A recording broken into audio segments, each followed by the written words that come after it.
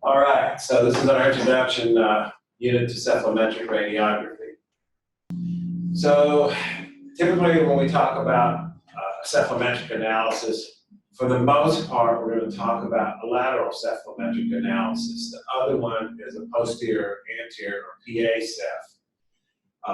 And there are some analyses, although they're not near as well known, but you will get that this first semester in your advanced cephalometrics course with Dr. Harrell. So she does a good job of showing you a whole bunch of different analyses, what they mean, but we also include PA cephs in that course review. So what a cephalometric analysis does, it gives some descriptive information about the morphological pattern of the individual, both soft tissue and hard tissue, and skeletal and dental within the hard tissues.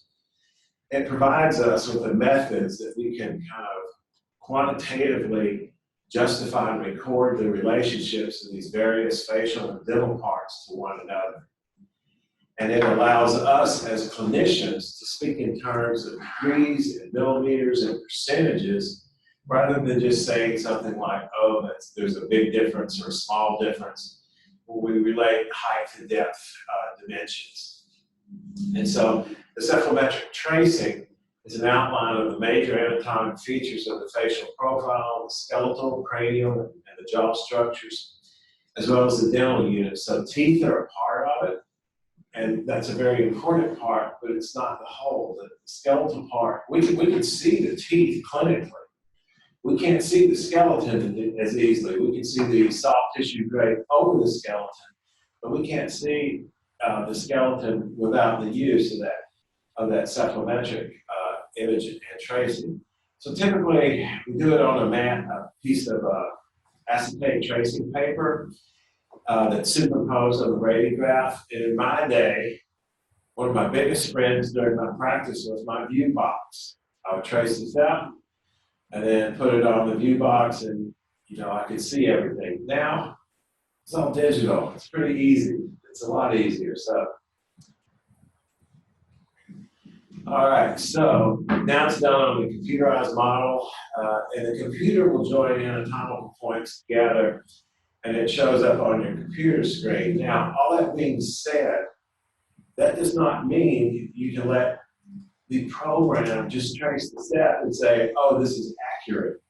You need to go back and look at it, and you'll find when we go over the dolphin tracing in the classroom that sometimes you need to move, especially the soft tissue points, because that computer is going to use an algorithm to connect all these points together, and it's not always accurate. And I can always tell in looking at a ceph analysis whether or not a student or a resident clicked on the trace and just let the machine do it and never looked at it again. I had a ceph that came in from Emory one time, and the soft tissue lower chin was all the way off the screen, which means they didn't look at it, or they would have tidied that up. And it's really important that you do that. Okay? Whether you do it manually or digitally, it requires that you have some working knowledge of the craniofacial anatomy and three-dimensional morphology. So when you're doing this on your own, on a piece of paper or acetate tracing paper, you need to have a system in place so that you know I need to get all these things included. And you can use your tracing analysis off to the side to make sure that you've got everything you need. Unfortunately, that doesn't always happen. And when you're doing it on the computer, as soon as you start to trace the cell, digitize it, the first thing you're going to do is listen to a voice come out of that computer. There's a nice lady that talks to you, and she will tell you what points to trace, and that will come up on the screen. You'll see it in a little vignette here. Let's see. Sorry. It'll come up, and it'll show you where that point is, but it's up to you to move the cursor and mark it on the cephalometric radiograph itself. So then from the tracing, we're going to do some type of analysis.